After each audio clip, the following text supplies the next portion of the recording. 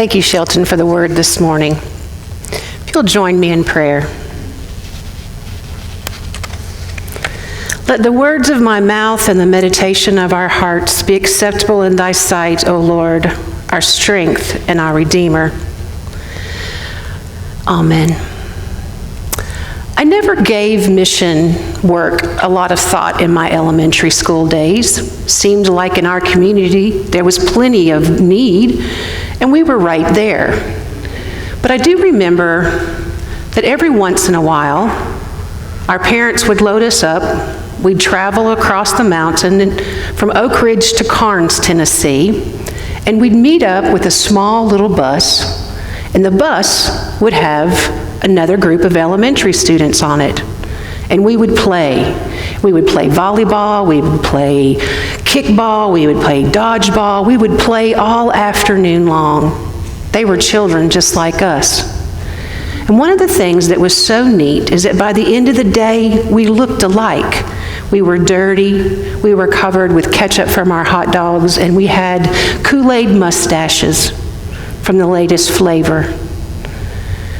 There was one little girl who was in a wheelchair, and there was a few of us that would stay and play with her. We'd play board games, or we'd color in our coloring books, but it was always nice to sit with her. She was always so grateful. And then, before we finished the day, we would have a little worship service. We'd stand around and hold hands and sing a song or two, and then the day would end. I remember sitting on that picnic table as they loaded the bus for the other children to go home. And on the side of the bus said, "Tennessee Orphan Home." I never really thought how different their lives must have been than ours. They were just regular kids that we played with. We went home to parents, or sometimes a mom, or sometimes just a dad, or sometimes we would even go home to grandparents. But they went home to a dorm with a floor mom and others that cared for them. I never thought about how my life was so different. But I did give thought to the fact that what we were doing was mission work that was a little different. I think we at Sandy Springs know a lot about mission work, and I imagine if you think of the 70 disciples that were being sent out, it must have been a very scary thought. Go out into a stranger's place, don't take anything with you except just who you are. No bags, nothing to carry, and go into a stranger's home. Give them peace, and if the peace comes back to you, then stay there. Eat what they feed you, sleep where they put you, and spread the word. The reign of God is amongst us.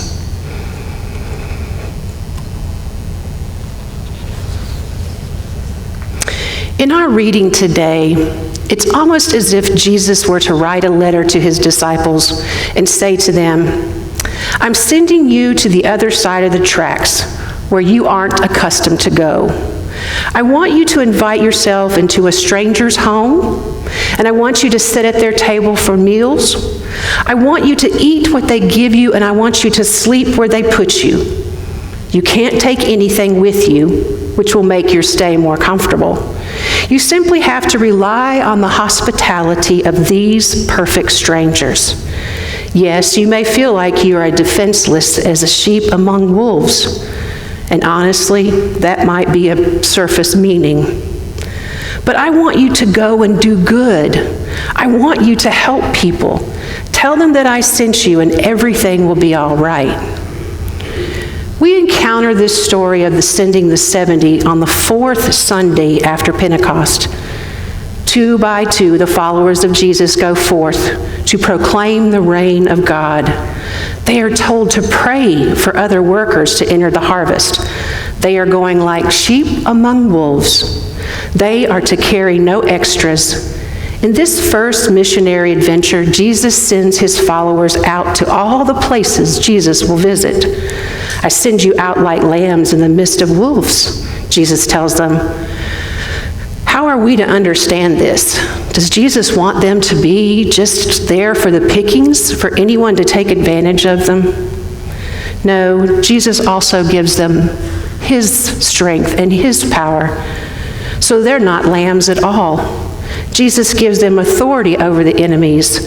The 70 disciples act on behalf of Jesus, and by virtue of his authority, with which the Spirit empowerment is that of God.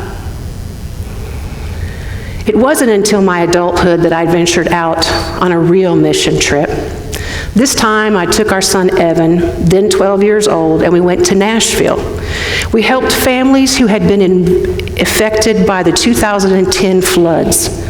This was my first encounter with Disciples Home Missions and all the tremendous work that happened under their guidance. It was there that I met what would later become two of my most missionary heroes, Linda and Dick Mitchell.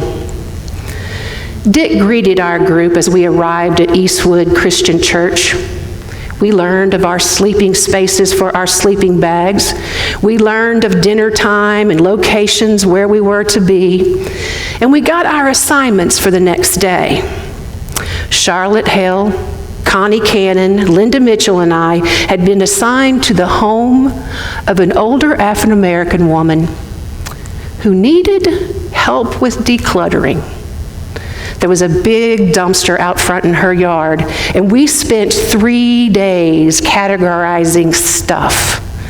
Stuff to keep, stuff to give away, and stuff to throw away.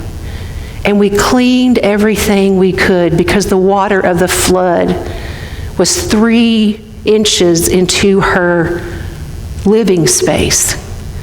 While it was dry, we still had to replace a floor that was weak. We helped her in cleaning, and this was even a year after the flood. She was so grateful. It was one of the last times I remember being with Connie Cannon.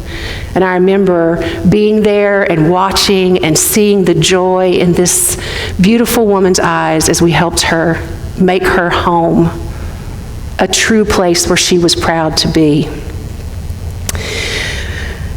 One of the things that was really nice for a mom to know is that Evan was out with Dick and a couple of the other gentlemen, and his job was to help pick up materials, and then he spent time laying sheetrock, mudding, and painting.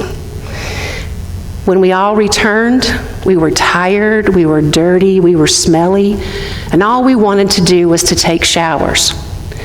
Now, if you know much about Disciples mission work, a shower isn't the shower that you're used to. But what it is, it's a trailer that's hooked up to the church that provides water, and there's a gentleman's side and the ladies' side, and you wait to take your showers.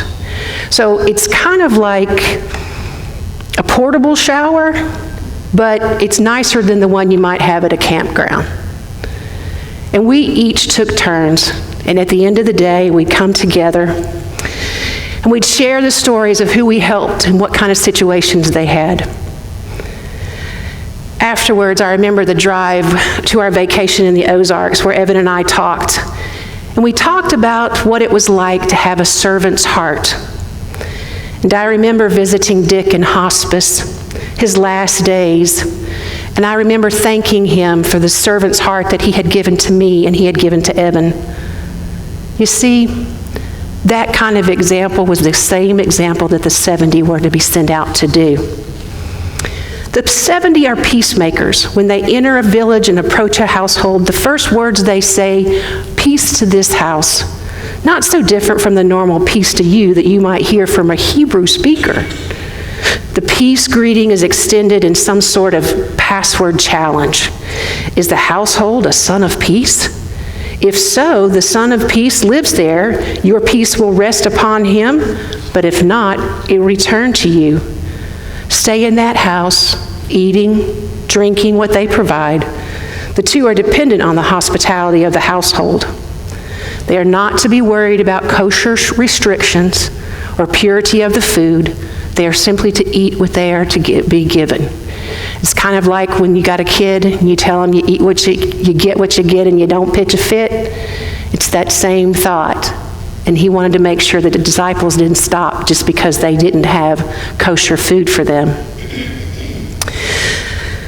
Another thing that's quite interesting is that when they don't accept the peace, and they go into a city and they enter and they're not welcome, they go into the streets and say, even the dust of your city that clings to our feet, we wipe off against you. Nevertheless, be aware of this, God's reign has drawn near to you. Not even the dust can know the realm of God. Not even the dust. Another time I came completely out of my comfort zone was our first trip to Mexico. Evan and I, along with 15 other adults and youth, went to Mexico. My first time across the border.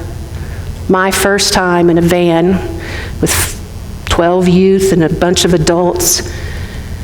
We'd slept in the local church that night before, and then we came and we crossed the border.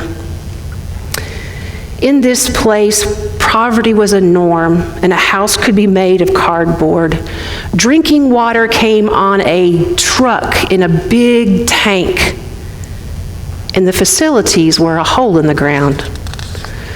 A place where brushing your teeth only allowed for a few ounces of water. I was assigned to the cook team that year, and I learned from the best. Susan McCluskey taught me how to cook for the campers. The kids built the house in only 5 days, and during the celebration at the end, we gave the family the key to the front door. It was the first time the family was able to secure their belongings. The first time they were able to sleep on something other than dirt. It was the first time I had seen the realm of God so close, and the first time I could see God in the face of our youth. I'd go on to spend the next 4 spring breaks in Mexico with the youth. I'd learn how to stucco, how to mix concrete, how to whip up 24 eggs in a jiffy for a group of very hungry youth. During my 3rd trip to Mexico, we had a youth that came down with a cold and was congested and feverish. We went to the local grocery store and asked the pharmacist what medicine we should provide. Now, our Spanish was very weak and his English was very weak, so we played the game of charades.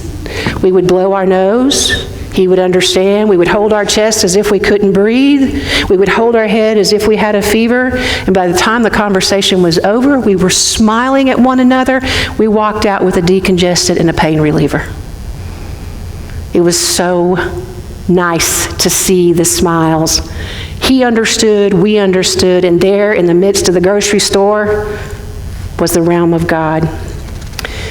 Luke doesn't reveal how long these 70 followers are gone, where they went, to whom they ministered, how often they had to kick dust from their feet, or how many received their message of shalom. We learn only that they returned with joy, not unlike children desperate to tell their parents about some wonder they've discovered. Luke preserves this sense of excitement, summarizing their report. Lord, even the demons are subject to your name. Yet Jesus directs the disciples' joy with their effectiveness and mission. He tells them, nevertheless, don't rejoice in this, that the spirits are submitting to you. Rejoice instead that your names have been inscribed in heaven. Those who have undertaken mission in Jesus' name have their own names inscribed in the heavenly books, symbols of their participation in the enduring realm of God. So I encourage you to think of your name inscribed in the heavenly books, symbols of your participation in the enduring realm of God. We as a church, a body of believers, have inscribed your name and our names and will continue to do so to bring the realm of God near. On behalf of God, our names are written.